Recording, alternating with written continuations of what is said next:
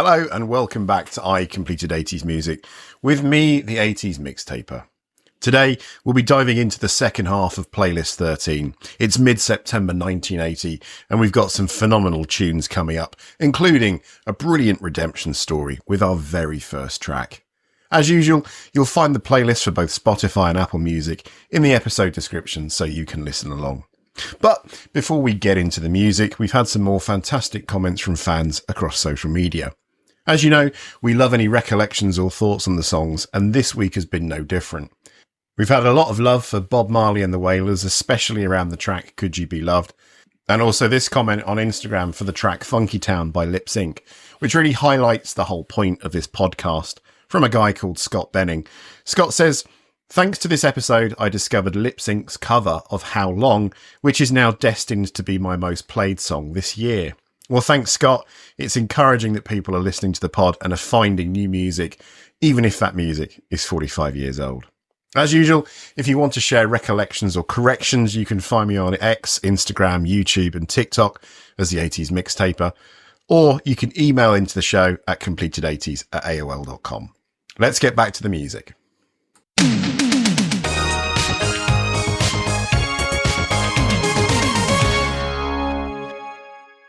First up today, let's talk about a song that sounds like it was born fully formed from the depths of a Marshall amplifier cranked to 11. AC/DC's You Shook Me All Night Long. It's 3 minutes and 30 seconds of pure, unfiltered rock and roll ecstasy.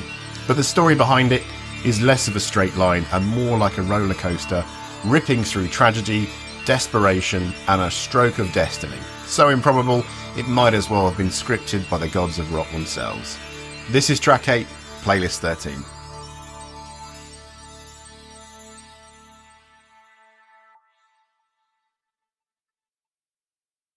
In February 1980, AC/DC's iconic frontman, Bon Scott, was found dead in a parked car in London. The cause of death, acute alcohol poisoning. He was just 33 years of age.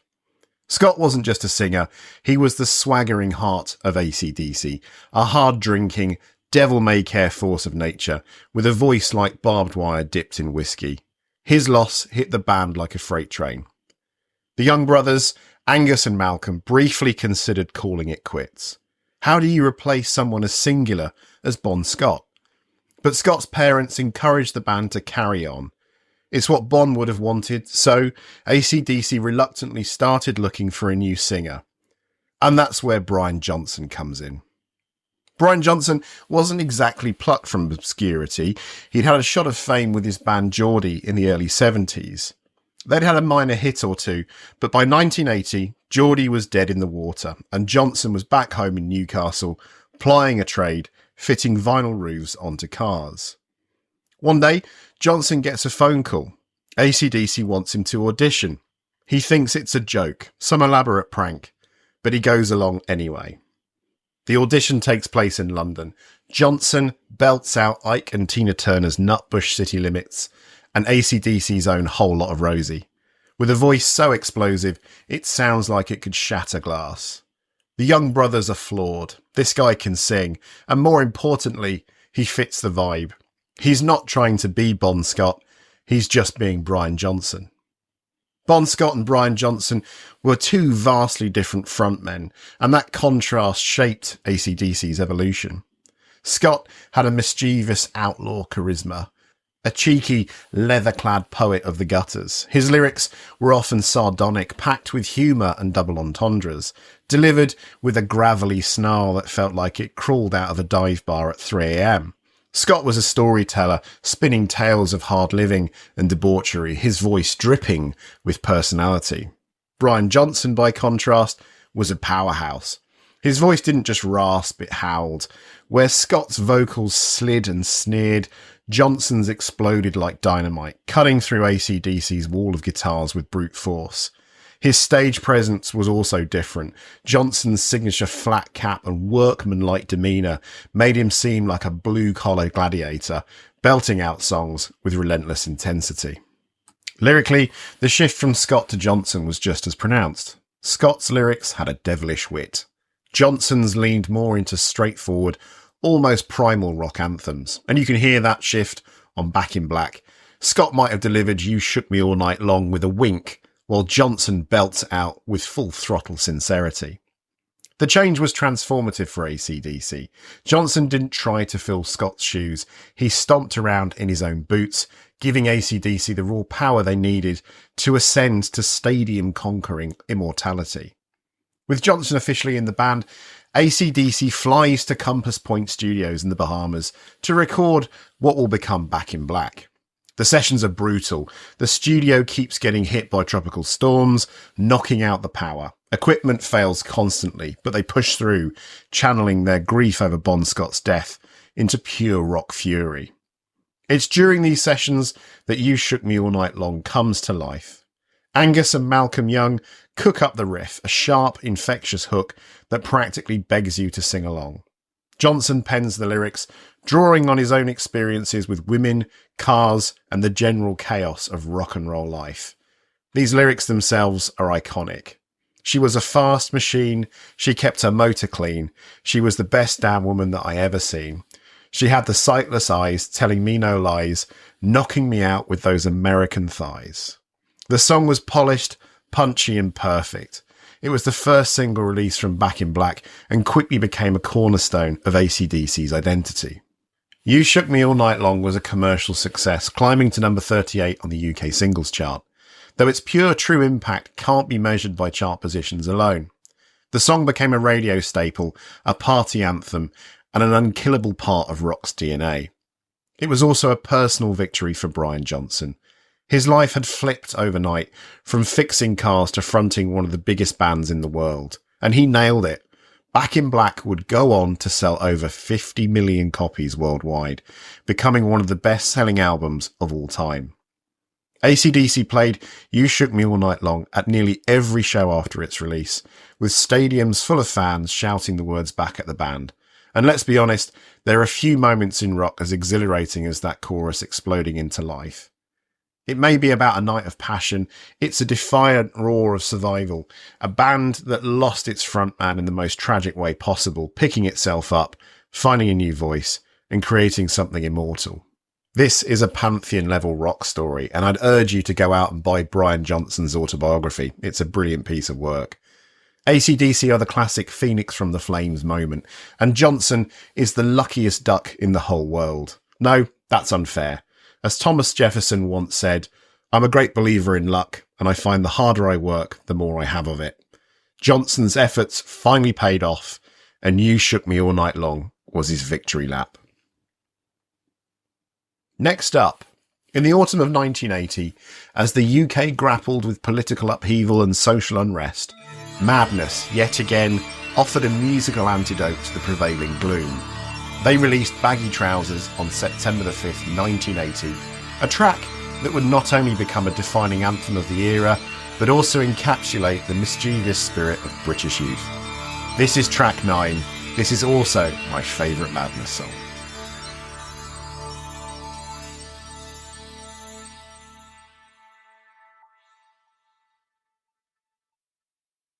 What is there to say about a song which so mirrors the British school system in the 1980s? Well, it turns out plenty.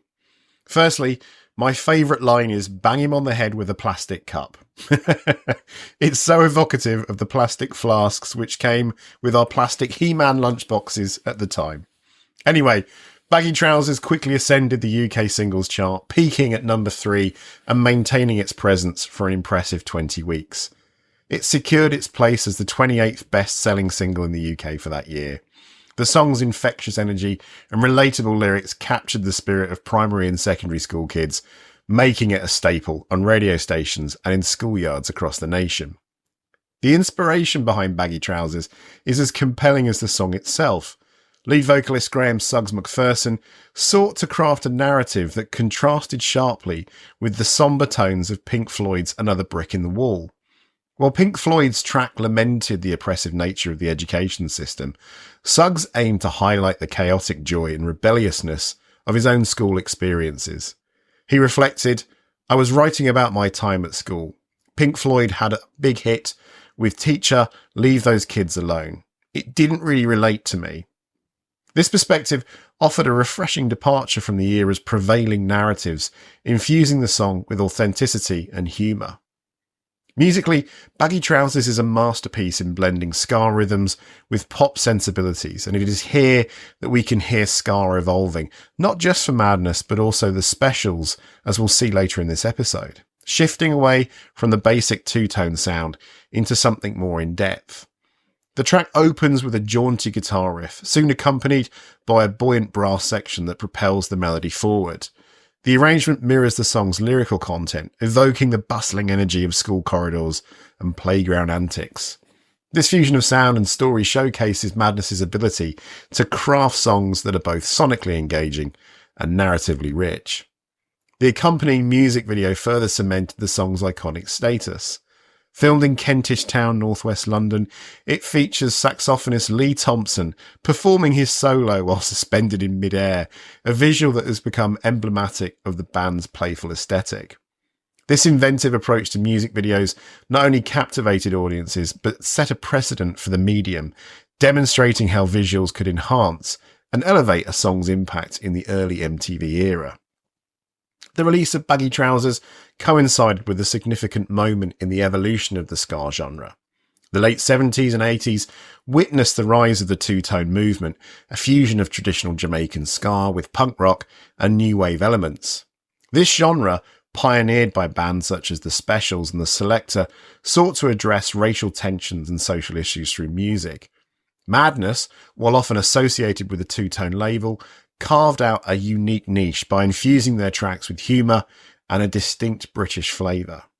Their approach provided a contrast to the more politically charged themes of their contemporaries, offering listeners a diverse spectrum of ska-infused sounds. The tonal shift within the ska movement during this period is noteworthy. While early ska was deeply rooted in the Jamaican experience, the two-tone movement brought the genre into the UK mainstream, blending it with the raw energy of punk and the experimental flair of new wave. This evolution allowed for a broader range of expression within the genre, from the politically infused anthems of the Specials to the whimsical storytelling of Madness. Baggy Trousers exemplifies this shift, demonstrating how ska could be both a vehicle for social commentary and a conduit for light-hearted reflection. In the broader context of 1980, Baggy Trousers served as a counterbalance to the prevailing social political climate. The UK was navigating a landscape marked by economic challenges and cultural shifts. In this environment, Madness's music provided a sense of escapism, allowing listeners to reminisce about simpler times and find joy amidst uncertainty. Reflecting on the legacy of Baggy Trousers, it's evident that the track is more than just a nostalgic ode to school days. It captures a pivotal moment in music history when genres collided and new sounds emerged.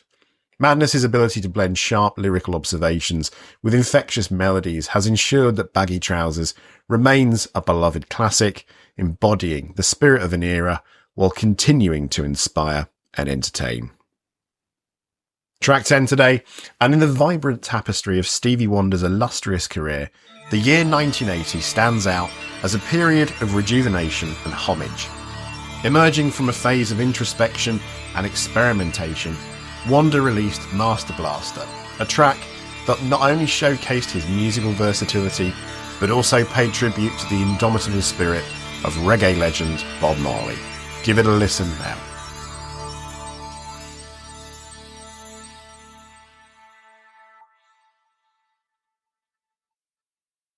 Stevie Wonder, the legend, born Stevland Hardaway Judkins on May 13th, 1950 in Saginaw, Michigan, was a musical prodigy whose talents transcended the limitations of his blindness. By the age of 11, he had secured a contract with Motown Records, earning him the moniker Little Stevie Wonder. The 1960s saw him ascend the charts with hits like Fingertips, which in 1963 made him the youngest artist to top the Billboard Hot 100. The 1970s marked a transformative era for Wonder. Breaking free from the conventional constraints of the music industry, he embarked on a journey of artistic exploration. Albums such as Music of My Mind in 1972, Talking Book in 1972, Inner Visions in 1973, and Songs in the Key of Life in 1976 not only garnered critical acclaim, but also redefined the landscape of contemporary music. This period, often referred to as Wanda's classic period, was characterised by a fusion of genres, innovative use of synthesizers, and poignant social commentary. However, the close of the decade brought challenges. Journey Through the Secret Life of Plants in 1979, an ambitious project intertwining music and nature, received a lukewarm reception. Critics and fans were divided, and Wanda himself expressed dissatisfaction with Motown's promotional efforts for the album. This period of reflection set the stage for a resurgence, culminating in the creation of Hotter Than July. Released on September the 29th, 1980, Hotter Than July showed us Wanda's resilience and adaptability. The album's lead single, Master Blaster, in brackets Jammin', stood out with its infectious reggae rhythm, a departure from his usual sound. This stylistic shift was not coincidental. In 1979, Wanda had shared the stage with Bob Marley during a performance at the Black Music Association in Philadelphia. This encounter left an indelible mark on Wanda, inspiring him to craft a song that celebrated Marley's influence and the broader reggae movement. Lyrically, Master Blaster is rich with references. Phrases like Children of Jah and mentions of Marley's Hot on the Box intertwine, creating a tapestry that honours both Marley and the burgeoning hope following Zimbabwe's independence in April 1980. The song's structure and rhythm pay homage to Marley's jamming, creating a bridge between Wanda's soulful melodies and reggae's pulsating beats. Master Blaster was liked by audiences worldwide. In the United States, it dominated the Billboard R&B singles chart for 7 consecutive weeks and peaked at number 5 on the Billboard Hot 100. Across the Atlantic, the track achieved significant success, reaching number 2 on the UK singles chart. Its appeal was universal, transcending cultural and geographical boundaries. The song's success was a harbinger for the album's overall performance. Hotter Than July became one of Wanda's most commercially successful projects, especially in the UK, where it peaked at number 2 on the album's chart. The album produced 4 top 10 singles, including I Ain't Gonna Stand For It, Lately, and Happy Birthday. The latter being a tribute to Martin Luther King Jr. and part of Wanda's campaign to establish King's birthday as a national holiday in the United States. Delving into the musicality of Master Blaster, the track is a masterclass in fusion. Wanda seamlessly blends his signature soulful vocals with reggae's distinctive offbeat rhythm. The instrumentation is a testament to his multifaceted talent, and the band consists of Stevie Wonder on vocals, Fender Rhodes piano and clavinet, Nathan Watts on bass guitar, Benjamin Bridges on guitar, Dennis Davis on drums, Elder Ruan on percussion, Isaiah Sanders on organ, Hank Red on saxophone, and Larry Gittins on trumpet. The synergy amongst these musicians created a soundscape that is both vibrant and reflective, capturing the essence of reggae while infusing it with Wanda's unique musical sensibilities. Master Blaster is a cultural artifact that encapsulates a moment of cross-genre collaboration and a nod and a cheeky wink of mutual respect between artists of different backgrounds. The track not only introduced many of Wanda's fans to reggae, but also solidified his position as an artist unafraid to explore and integrate diverse musical styles. In subsequent years, the song has been covered and sampled by various artists, a testament to its enduring appeal. Notably, in 2000, UK garage duo DJ Luck and MC Neat released Master Blaster 2000, a rendition that brought the track to a new generation of listeners and achieved a top 5 position on the UK singles chart. Reflecting on Master Blaster, it's evident that the song represents a confluence of musical genius and cultural homage. Stevie Wonder, drawing inspiration from his encounter with Bob Marley, crafted a track that transcends time, genre, and geography. Next up, in the autumn of 1980, the Specials released Stereotype, a track that signalled a pivotal shift in their musical trajectory. Emerging from Coventry's vibrant ska revival scene, the Specials had become synonymous with the energetic rhythms and politically charged lyrics that defined the two-tone movement. However, with Stereotype, they began to explore new sonic landscapes, blending their ska roots with diverse musical influences. This is track 11.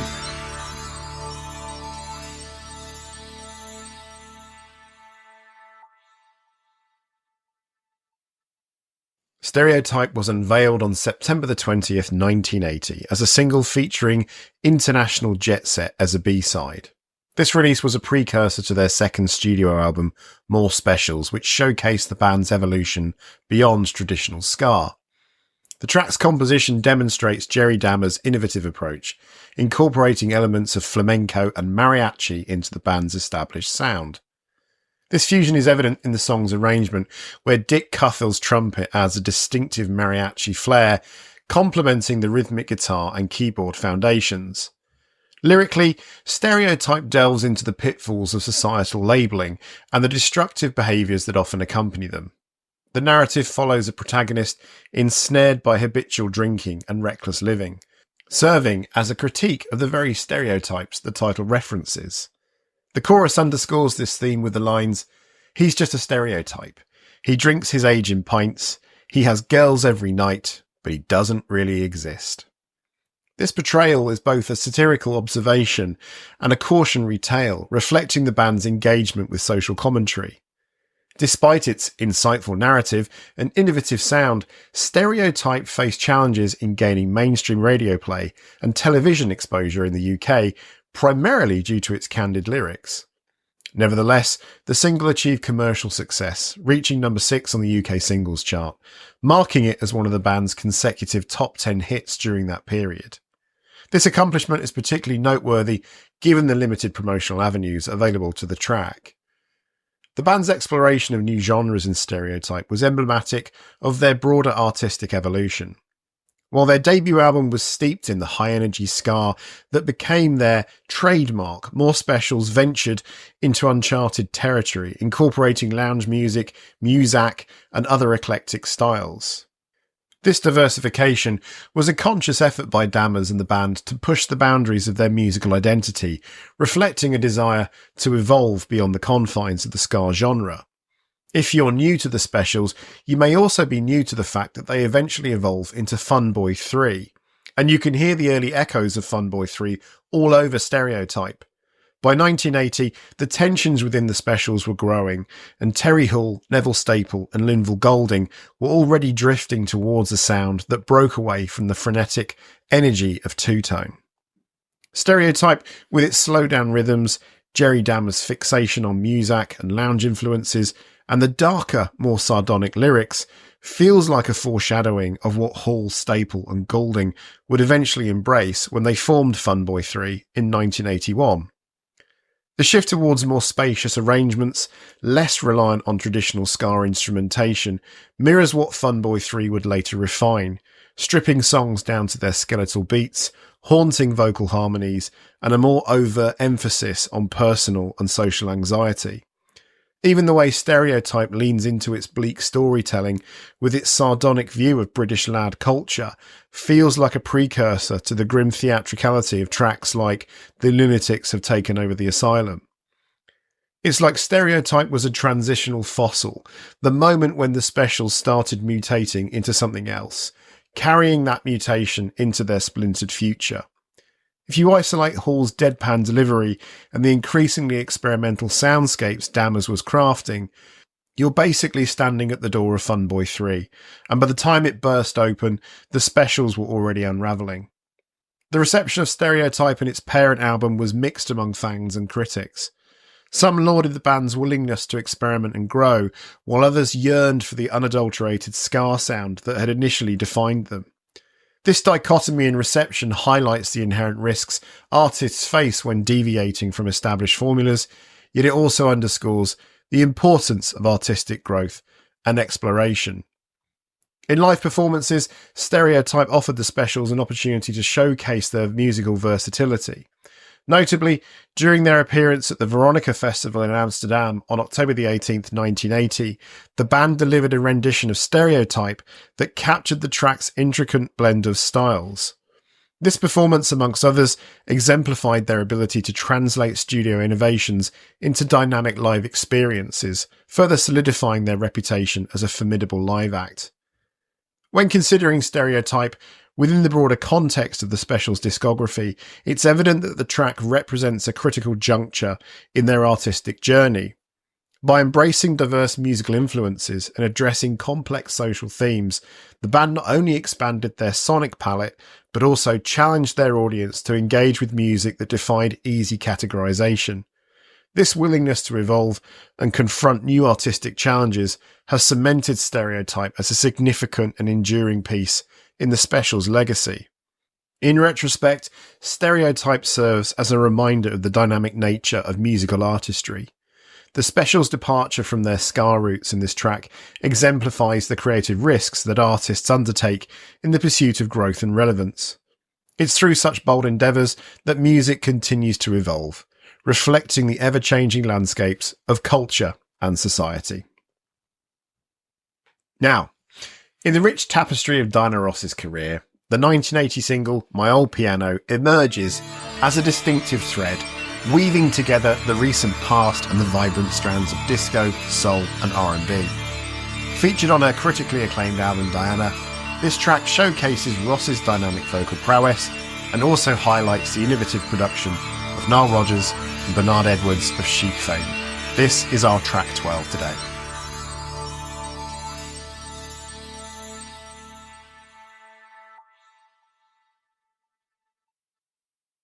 As we discovered in episode 11.5, as the 1970s drew to a close, Diana Ross sought to rejuvenate her musical direction, aiming to align herself with the pulsating rhythms that dominated dance floors. Her quest led her to the prodigious talents of Nile Rodgers and Bernard Edwards, the creative forces behind Chic. Their collaboration was serendipitous. Ross, captivated by Chic's sound, saw a partnership that would infuse her music with contemporary flair. This alliance culminated in the Diana album, a project that seamlessly blended Ross's emotive vocals with Chic's signature grooves. Amidst chart-topping singles like Upside Down and I'm Coming Out, My Old Piano offers a whimsical narrative that stands out for its metaphorical depth. The song personifies a piano, with Ross lyrically detailing her affection for the instrument. Lines such as, he demands the middle of the room, and my baby grand is a soul companion, paint a vivid picture of the piano as a central figure in her life, exuding charm and charisma. The track's upbeat tempo and infectious melody are emblematic of the disco era, yet they are imbued with a soulful resonance that speaks to Ross's roots. While My Old Piano did not achieve monumental success in the United States, it found a receptive audience across the Atlantic. In the United Kingdom, the single ascended to the 5th position on the charts, surpassing the performance of I'm Coming Out, a song we'll be hearing soon, which peaked at number 13. This European success was further underscored by the song's performance in the Netherlands, where it reached the 2nd spot. The British phonographic industry recognised the single's popularity by awarding it a silver disc, signifying sales exceeding 250,000 copies. This transatlantic disparity in reception highlights that not everything was as equal in the US and the UK, and vice versa. Many British bands and singers were not translating well over the pond at this time. The promotional efforts for My Old Piano were marked by a music video that encapsulated the song's playful essence. Filmed in London, the video features Ross engaging with a piano in a series of dynamic dance sequences, her effervescent energy bringing the lyrics to life. This visual accompaniment not only enhanced the song's appeal, but also marked a pioneering moment in Ross's career as she embraced the burgeoning medium of music videos, which would soon become a staple in the industry. The creation of the Diana album was not without its challenges. Initially, Rodgers and Edwards crafted a sound that was emblematic of their style, characterised by extended instrumental passages and a distinct Chic influence. However, Ross, aiming for a sound that was uniquely hers, sought modifications. Concerned about the album's reception amidst the anti-disco sentiment prevalent in the US, she collaborated with Motown engineer Russ Tirana to remix the tracks. This process involved adjusting tempos, re-recording vocals, and reconfiguring arrangements to place greater emphasis on her voice. This decision, made without the prior knowledge of Rodgers and Edwards, underscores Ross's commitment to artistic authenticity and her keen awareness of her audience's expectations. My Old Piano and the Diana album, bolstered by the success of its other accompanying singles, solidified her status as a versatile artist capable of transcending genres. The collaboration with Nile Rodgers and Bernard Edwards not only revitalised her sound, but also left an indelible mark on the trajectory of pop and dance music. Tracks from the album have been sampled and celebrated in various musical contexts, attesting to their enduring influence. Finally today, we start with a 90s band, and not just any 90s band, but one of the darkest, hardest bands from the late 90s, often tarred with the new metal brush, but that's a label they have worked hard to eschew. Korn, writers of iconic tracks like Blind, Got the Life, and Freak on a Leash. Of course, the 90s themselves were a long time ago now, and Korn have become the elder statesmen of rock. They're headlining Download this year if you're interested. Anyway, I digress. I mention Korn specifically because, as over the years the drug addictions, the aggression, the splits, the reconciliations and becoming fathers have mellowed them individually, so have their interviews, often now being reflective and sometimes very funny. In an October 2016 interview on the Sixth Sense chat series, the band was asked what their favourite ever song was. On the couch that day was Jonathan Davis, the enigmatic frontman, and the two guitarists, Brian Head Welch and James Monkey Schaefer. After a beat, Welch said, all-time favourite song, probably Air Supply, which then leads to a short rendition of our next and final song this episode. Ladies and gentlemen, you've never seen anything as charming as watching the frontmen of Korn, one of the heaviest, darkest bands ever, singing what is arguably one of the greatest rock ballads ever. It's Air Supply's All Out of Love. This is track 13, our final track of this playlist.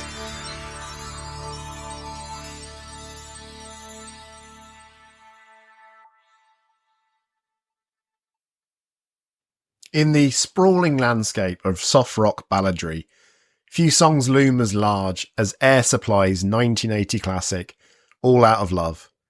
This track, drenched in orchestral swells and unfiltered heartbreak, didn't just put the Australian duo on the map, it cemented their place in the global pop canon.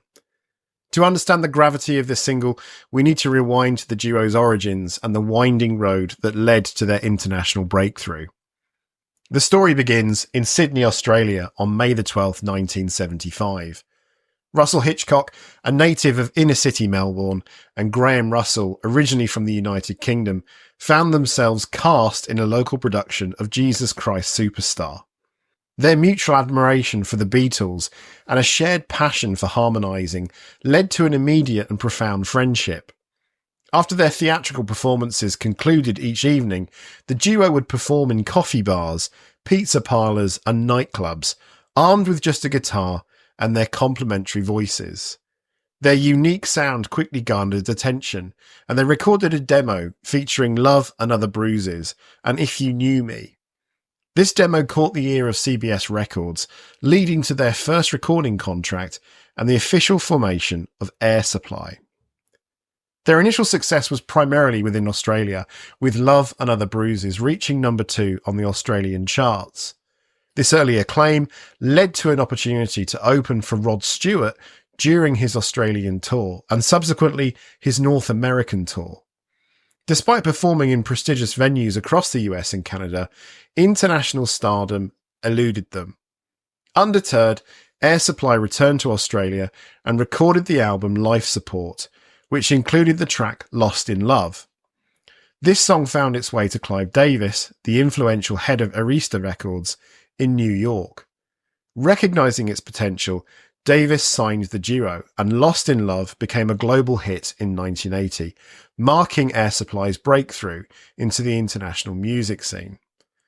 Buoyed by the success of Lost in Love, Air Supply sought to maintain their momentum. Graham Russell penned All Out of Love on a piano he had specifically acquired to inspire his songwriting. The song's poignant melody and introspective lyrics captured the anguish of lost love. Initially, the verses were sung by Russell, pushing his vocal range, while Hitchcock delivered the soaring choruses. This arrangement created a dynamic interplay, enhancing the song's emotional depth. However, on presenting the track to Clive Davis, a lyrical revision was proposed. The original line, "I'm all out of love, I want to arrest you," no kidding, intended to convey a yearning for attention, was met with skepticism.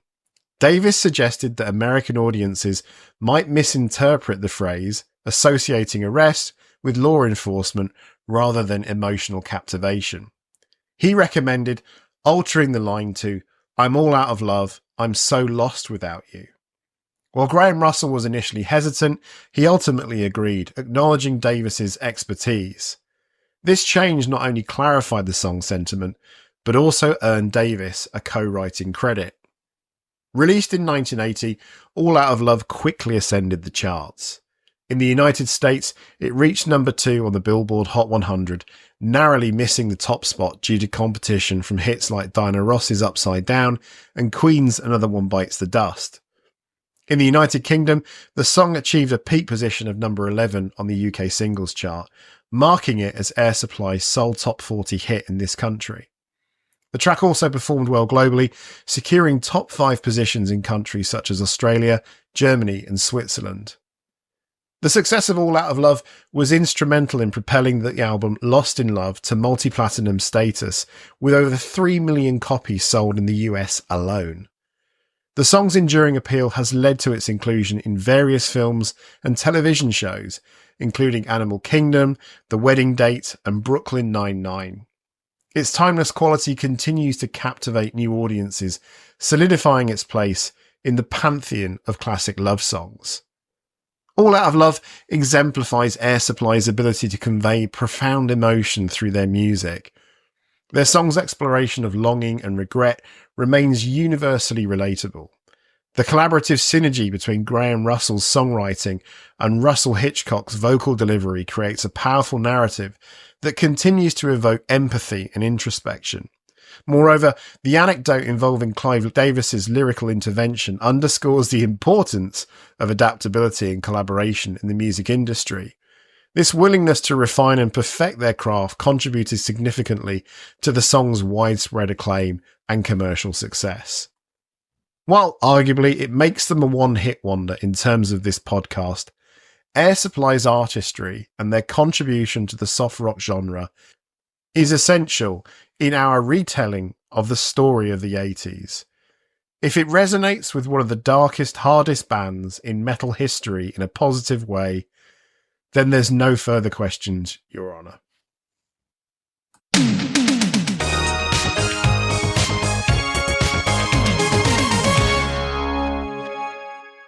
That's it for Playlist 13, but do join us again next time for Playlist 14 as we push into mid-autumn 1980. And what a lineup of songs we have.